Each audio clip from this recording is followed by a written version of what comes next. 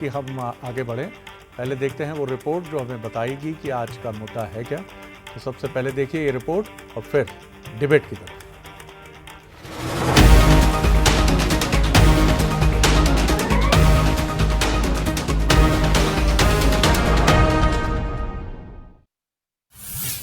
मध्य प्रदेश में साजिश का झंडा, ईद पर ये कौन सा सामाजिक फंडा। कई शहरों में जुलूस के दौरान विवाद, जुलूस में लगे फिलिस्तीन जिंदाबाद के नारे। सोमवार को मध्य प्रदेश के शहरों में ईद मिलादुन्नबी जुलूस के दौरान हंगामा देखने को मिला। हंगामे के चलते कई जगह विवाद के हालात बने।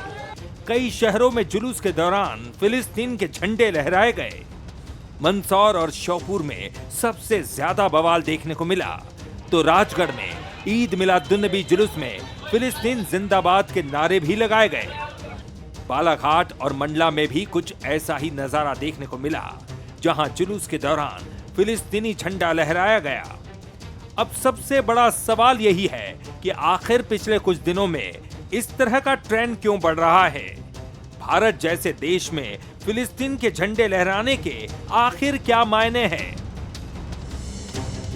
फिलिस्तीन के झंडे में 4 रंग, झंडे में काला, सफेद, हरा और लाल रंग। काला रंग अरब या इस्लाम के पूर्वजों का प्रतीक, सफेद रंग शांति और स्वतंत्रता का प्रतीक, हरा रंग इस्लाम का महत्वपूर्ण रंग जो समृद्धि का प्रतीक, लाल रंग संघर्ष, बलिदान और शहादत का प्रतीक। झंडे के जरिए एक इस्लामिक राज्य की कल्पना। मध्य प्रदेश में झंडा लहराने की घटनाएं लगातार बढ़ रही हैं। अब पाकिस्तानी झंडे की जगह फिलिस्तीन के झंडे ने ले ली है। बीजेपी प्रदेश अध्यक्ष वी.डी. शर्मा का आरोप है कि कुछ ताकतें मध्य प्रदेश का माहौल बिगाड़ना चाहती हैं, तो वहीं फिलिस्तीन के झंडे फहराने पर कांग्रेस का अपना रुख है। प्रदेश के अंदर कुछ ताकतें मध्य प्रदेश का वातावरण बिगाड़ना चाहती हैं। मैं उन नेताओं का नाम लेना अच्छा नहीं मानता जिनका रोज काम है झूठ परोसना, जिनका रोज काम है कैसे डिवाइड एंड रूल करके कहां पर पॉइंट आउट किया जाए जिससे वातावरण बिगड़े। लेकिन मध्य प्रदेश की सरकार, मध्य प्रदेश का शासन प्रशासन अलर्ट भी है, तत्पर भी है और ऐसी ताकतों को जवाब देने के लिए 1 सेकंड में निर्णय भी लेता है। देखिए, भारतीय जनता पार्टी के नेता रोज इस तरह की हरकत करते हैं क्योंकि उन्हें मालूम है कि मूल मुद्दों पर राजनीति मध्य प्रदेश की होगी, जनता चाहती है। तो कैसे इस तरह के इनके लोग पिछले दरवाजे से इस तरह के काम करें जिससे वातावरण बिगड़े, और वातावरण बिगाड़ने की कोशिश भारतीय जनता पार्टी के नेताओं की है, कार्यकर्ताओं की है। देश विरोधी ताकतें आखिर भारत में फिलिस्तीन का झंडा लहराकर क्या संदेश देने की कोशिश कर रही है। क्या इसका मकसद फिलिस्तीन को लेकर अंतर्राष्ट्रीय समर्थन हासिल करना है, या फिर ये देश में इस्लामिक एकजुटता का संदेश देने की कोशिश है। अब सवाल यही है कि आखिर मध्य प्रदेश में फिलिस्तीन का झंडा सियासत का फंडा क्यों बन रहा है। नमस्कार, आज का मुद्दा में आपका बहुत बहुत स्वागत है और आज का मुद्दा है साजिश का झंडा, सियासत का फंडा। बात बिल्कुल सही है, ये सवाल उठना लाजिमी है कि फिलिस्तीन का झंडा क्यों। ये कहा जा सकता है क्योंकि अब तक इस तरह के मामलों में पुलिस ने क्या कायमी की है झंडा फहराने को लेकर, तो शायद ऐसा कोई मामला नहीं। अगर आप कोई ऐसा झंडा फहरा रहे हैं जो किसी दूसरे मुल्क का है, तो इसके लिए क्या धारा लगेगी, क्या कार्रवाई होगी, ये एक अलग विषय है।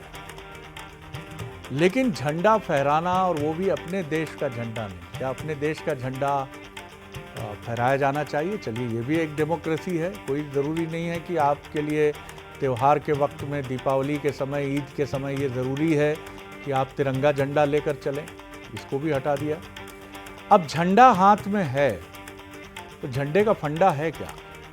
झंडे का एक फंडा तो ये लगता है कि झंडा फहराने के दौरान कोई विवाद जैसी स्थिति बन गई, झंडा छीना किसी ने, झंडा गिर पड़ा तो विवाद हो जाएगा। एक परसेप्शन जो हमारी बात हुई सुरक्षा एजेंसियों से, उनका कहना है झंडे का एक फंडा तो ये रहता है, किसी ने छीना, विवाद बढ़ गया। एक और बहुत महत्वपूर्ण बात जो मध्य प्रदेश के संदर्भ में एक सीनियर ऑफिसर ने हमसे कही कि ये इट इज़ क्वाइट सरप्राइजिंग कि सारे छोटे कस्बों में ऐसी घटनाएं अब तक हुई हैं। मध्य प्रदेश के बड़े शहर राजधानी भोपाल, इंदौर, ग्वालियर, जबलपुर और यहाँ तक कि बेहद सेंसिटिव जो एक समय सिमी का गढ़ रहा उज्जैन, वहाँ भी अपवाद स्वरूप मैं नहीं कह सकता कि नहीं है, लेकिन वहाँ ये घटनाएं नहीं थी। क्यों? अगर ये एक फिनोमेनन है तो ये पूरे मध्य प्रदेश में होना चाहिए था जैसे देश के कुछ हिस्सों में हुआ। ये बहुत गंभीर प्रश्न तो है, आप इसको कांग्रेस बीजेपी में उलझाकर नहीं आगे बढ़ सकते। बंसल न्यूज़ के सवाल देखिए, क्या कट्टरपंथी किसी अंतर्राष्ट्रीय साजिश का हिस्सा बनकर झंडा फहरा रहे हैं? क्योंकि झंडा उन नौजवानों को भी नहीं मालूम क्या है, इस झंडे का मतलब क्या है। शायद कुछ लोगों से ये कहा गया होगा कि इसका बड़ा मतलब है, लेकिन वो भी नहीं बता पाएंगे कि फिलिस्तीन क्या है, हमास क्या है, इजराइल क्या है। दूसरा सवाल, क्या फिलिस्तीनी झंडा फहराना कहीं ना कहीं समाज के सौहार्द को बिगाड़ने की कोशिश है? दूसरा बहुत अहम सवाल। और तीसरा सवाल, क्या झंडा फहराने वाले बिना मतलब के साजिश का शिकार हो रहे हैं? ये बहुत होता है, ये बहुत होता है। आपको पता ही नहीं होता, चल गई, अब वो चवन्नी चली है या बंदूक चली है, किसी को नहीं मालूम। लेकिन सांप्रदायिक सौहार्द को बिगाड़ने के लिए, सामाजिक सौहार्द को बिगाड़ने के लिए एक पूरी मजबूत कॉन्स्पिरेसी होती है। वीडियो फिल्म्स दिखाई जाती हैं, झूठी खबरें, प्रोपेगेंडा फैलाया जाता है कि ऐसा हो गया, वैसा हो गया, और ऐसी घटनाएं हमने बारंबार देखी हैं। तो ये वक्त बहुत सजग रहने का है, सतर्क रहने का है। समाज का हर वर्ग अपनी जिम्मेदारी को समझे और सावधान। आज के हमारे जो मेहमान हैं उनसे मिलिए। हमारे साथ स्टूडियो में है मिथुन अहिरवार जी, स्पोक्स पर्सन हैं, वो बहुत ही इंटेलिजेंट और एक इंजीनियर हैं जो आर्टिफिशियल इंटेलिजेंस पे पीएचडी भी कर रहे हैं, बहुत स्वागत है। अजय धवले जी हैं, बहुत ही कामयाब एडवोकेट हैं, विधि विशेषज्ञ हैं, युवा हैं, प्रखर हैं, बहुत शुभकामनाएं उनके लिए हैं। और जय नागड़ा जी हैं, वरिष्ठ पत्रकार, राजनीतिक विश्लेषक, वो भी हमारे साथ हैं। जय जी, विषय बहुत गंभीर है क्योंकि मालवा के भी वो गढ़ जो इस तरह के विवाद के लिए जाने जाते हैं, आप कल्पना नहीं कर सकते कि श्योपुर से इस बार एक बड़ा भड़काऊ नारा आया है। वो श्योपुर जो ग्वालियर चंबल में है, ये डिज़ाइन कुछ चेंज हुआ है ऐसा लगता, नहीं तो खंडवा, बुरहानपुर, उज्जैन, इंदौर, भोपाल, सिवनी, मध्य प्रदेश में जब भी दो समुदायों के बीच में टकराहट की घटनाएं, एक स्टीरियोटाइप पैटर्न आपको नजर आता है। पूरे मामले को आप कैसे देखते हैं? शरद जी, ये बिल्कुल सही बात है। खंडवा में इसके पहले बहुत पिछली ईद पे यह घटना हुई थी, फिलिस्तीन का झंडा फहराया। मैं आपके उस तीसरे पॉइंट से बहुत सहमत हूँ। दरअसल ये लोग न फिलिस्तीन समझते हैं, न जो झंडा समझते हैं। और वो आप ये देखें कि झंडा फहराने वाले वो लोग जो होते हैं वो अमूमन 20 से 18 से 20-22 साल 24 साल की उम्र के लोग। दरअसल ये सारे जो जुलूस है, चाहे वो किसी धर्म का हो, वो एक शक्ति प्रदर्शन का माध्यम बन गया है। और उन्हें लगता है कि आप देखिए कि जब उनको एक पीछे भीड़ दिखती है तो एक पीछे से उत्साह आता है और उन्हें लगता है कि वो ये झंडा फहरा के पता नहीं क्या साबित कर रहे हैं।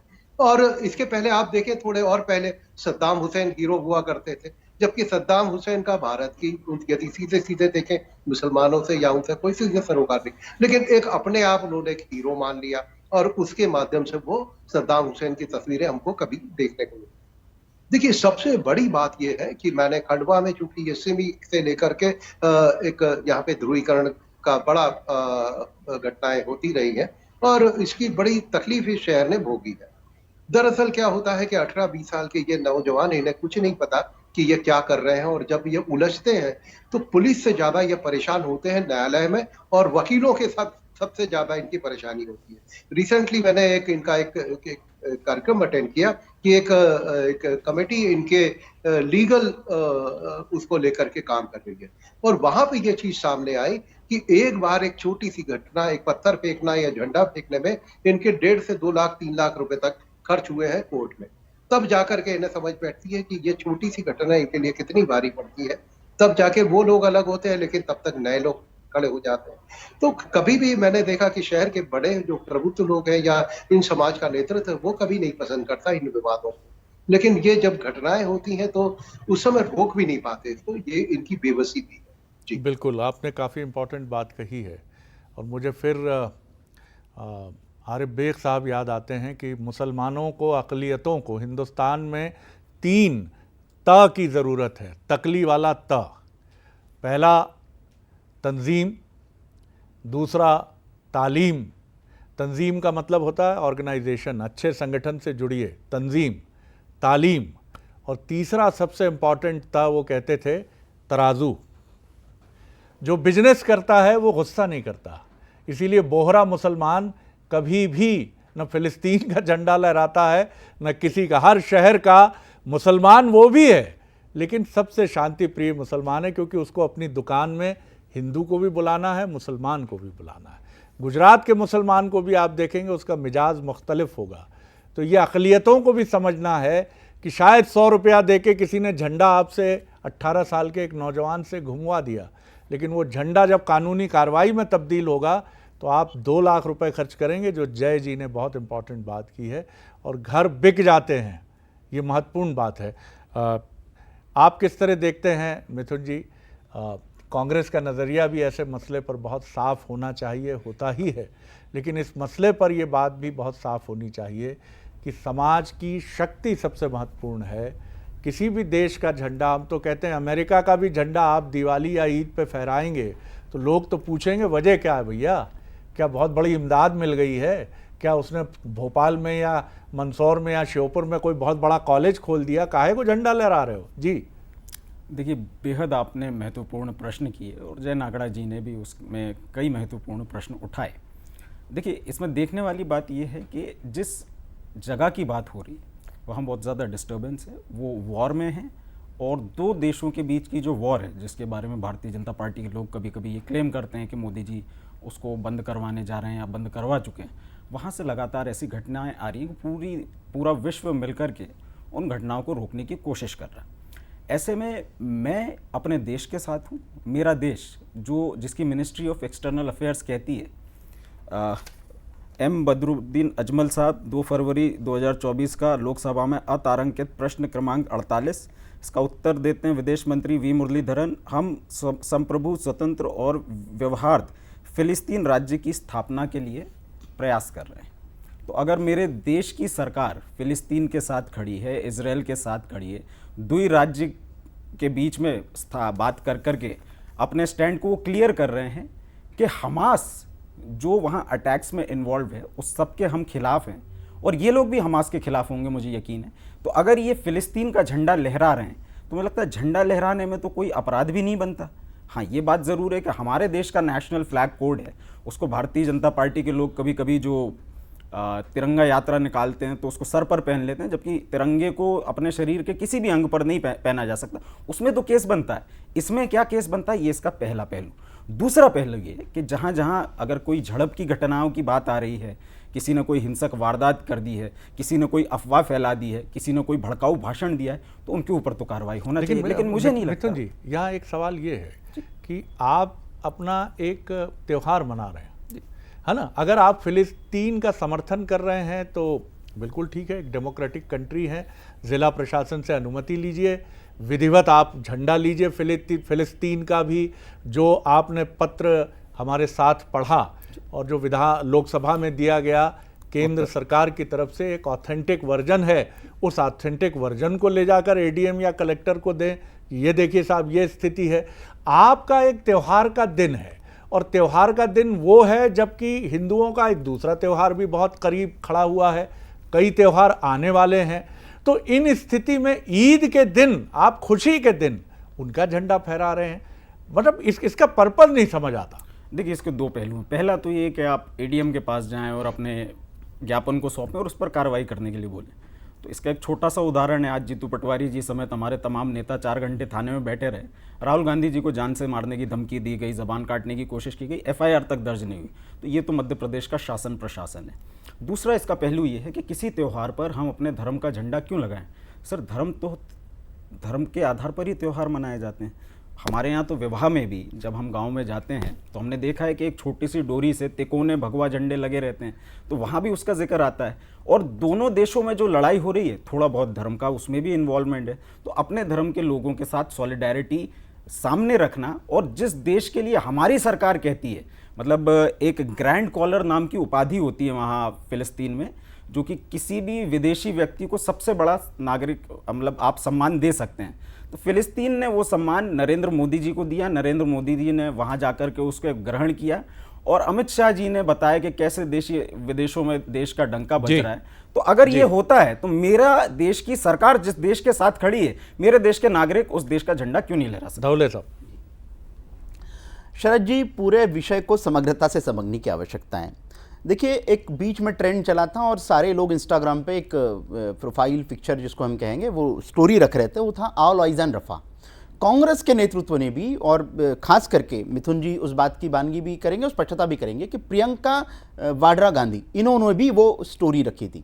जब आपको आपकी भारत सरकार का, आपके विदेश मंत्रालय का स्टैंड पता है कि हम पूरे उस विषय से एब्सटेंड है। भारत ने ना इजराइल का पक्ष लिया, ना भारत ने फिलिस्तीन का पक्ष लिया। भारत का कहना है कि जो भी वॉर टेररिज्म के अगेंस्ट में, हमास एक इंटरनेशनली डिक्लेयर टेररिस्ट ऑर्गेनाइजेशन है जिसके विरोध में पूरे सैंक्शन लगे हैं, उसके विरोध में हम हैं निश्चित रूप से। उसी दौरान एक देखिए अभी क्योंकि मिथुन जी ने विषय कहा कि भारत सरकार का पक्ष क्या है, उसके साथ में कांग्रेस है।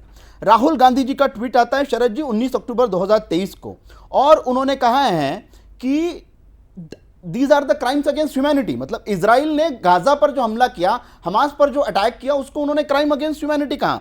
दूसरा, हमास की जो किलिंग है इजराइल में, उसको कहते हैं कि उसको स्टॉप करना चाहिए और हम किसी भी प्रकार वायलेंट बिहेवियर के विरोध में।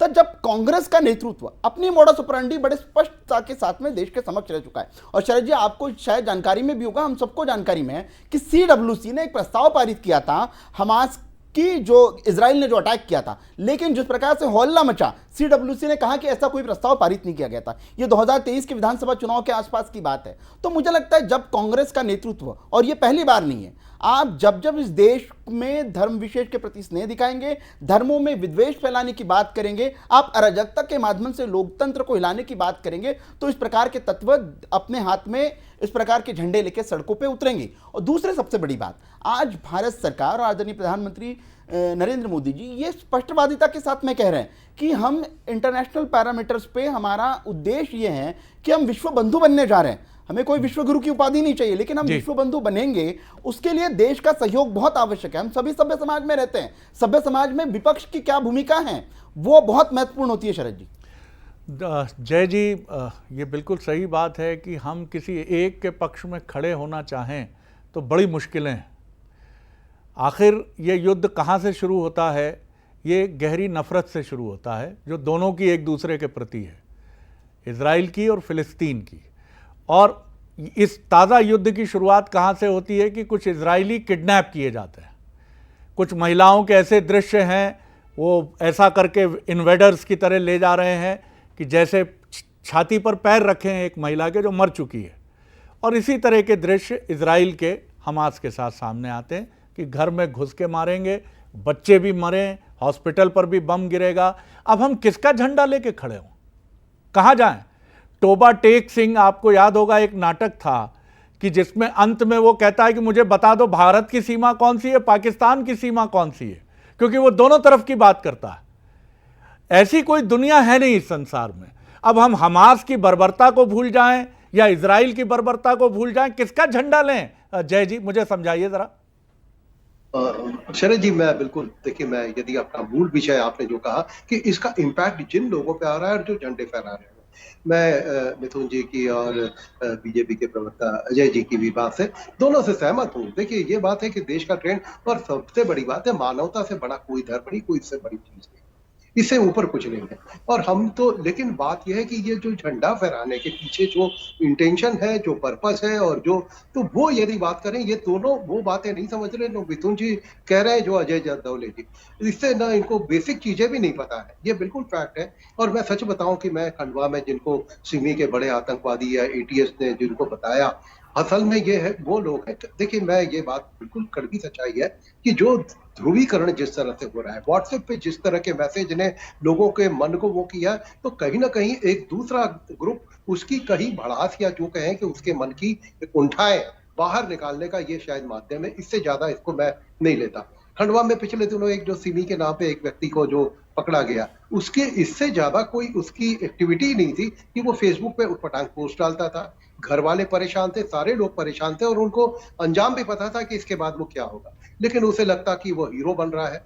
तो मुझे लगता है कि इनके पास ना वो बहुत ज्यादा समझ भी नहीं है, लेकिन एक केवल एक काल्पनिक दुनिया में, और उन्हें लगता है कि वो कुछ बड़ा काम कर रहे हैं, और फिर जब उलझते हैं तब उन्हें समझ में आता है कि इसकी क्या कीमत चुका रहे हैं। तो मुझे लगता है कि मुझे एक इसी कम्युनिटी के एक व्यक्ति ने कहा कि दरअसल में इस कम्युनिटी के ये नौजवानों को ये पूरी तरह मिसगाइडेड है, इन्हें ये पता नहीं है कि ये जो कर रहे हैं इसका अंजाम क्या होगा और इसका परिवार पर और बाकी लोगों पर क्या असर होगा।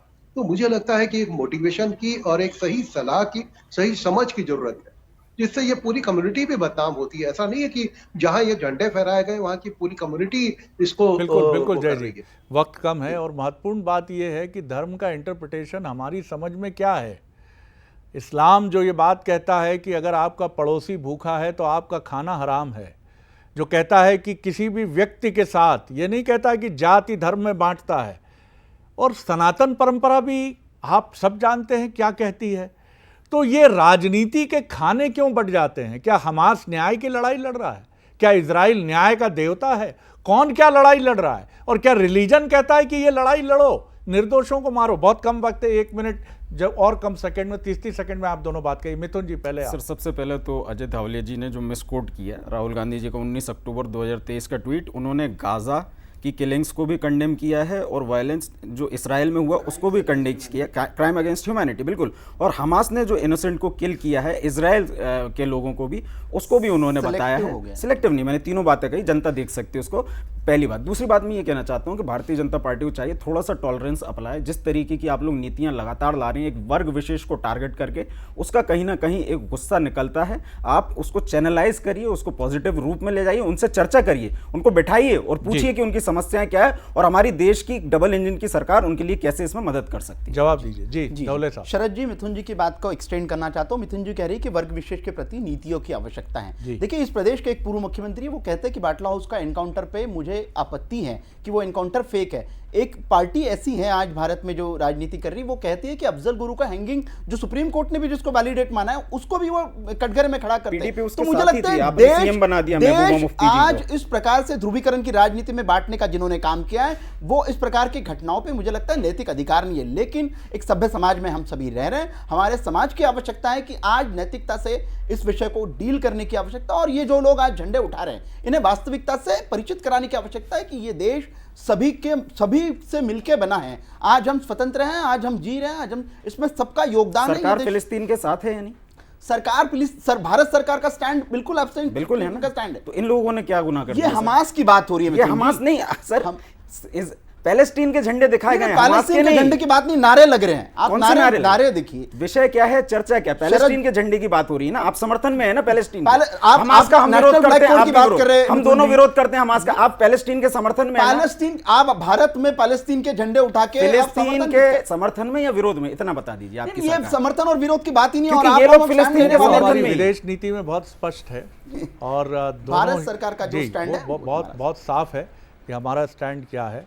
बहुत शुक्रिया करता हूं मैं आपका कि एक बहुत संवेदनशील विषय पर आप लोग बहुत बेहतर तरीके से अपने व्यूज़ के साथ सामने आए। लेकिन ये बात हमें ध्यान में रखनी पड़ेगी जो बहुत इम्पॉर्टेंट है, और असली इम्पॉर्टेंट बात ये कहती है कि आप किसी सेंटिमेंट्स के साथ मत जाइए। मुझे बहुत अच्छा लगा बिहार में जब फ़िलिस्तीन के झंडे मुस्लिमों ने फहराए, युवकों ने, तो वहाँ के एक मौलवी सामने आए, उन्होंने कहा ये गलत है, ये झंडा होना चाहिए तो या तो हमारे मुल्क का होना चाहिए, हम किसी और का परचम क्यों फहराएं। और ये चीज़ सांप्रदायिक सौहार्द के लिए अगर ख़तरा बनेगी तो हम इसकी सख्त से सख्त मुखालिफत करते हैं, मजम्मत करते हैं। साहब, ऐसे ही लोगों को बोलना चाहिए। हम लोग यहाँ जैकेट लगा के बात करें या हमारे सियासत की नुमाइंदगी करने वाले हमारे मेहमान कहें, लेकिन अगर बोलेंगे इस पर मौलवी और इमाम और ये कहेंगे ये गलत है और उनके जहन में ये बात बहुत साफ है, मैं उनका इस्तकबाल करता हूँ, सलाम करता हूँ, लेकिन आना चाहिए। आप में वतन परस्ती का जज्बा है, आपके भीतर जज्बा अक़ीदत है, जिस मुल्क के आप हैं आना चाहिए आपको, क्योंकि ये उसके भी हक़ में है जिसको आप रिलीजियस पाठ पढ़ाते हैं। और बहुत ज़रूरी है कि आप अपने मुल्क के साथ और अपनी आवाम के साथ रहें और कोई भी गलत फहमी पाल कर किसी गलत दिशा में ना जाए, इसका ख्याल रखना चाहिए।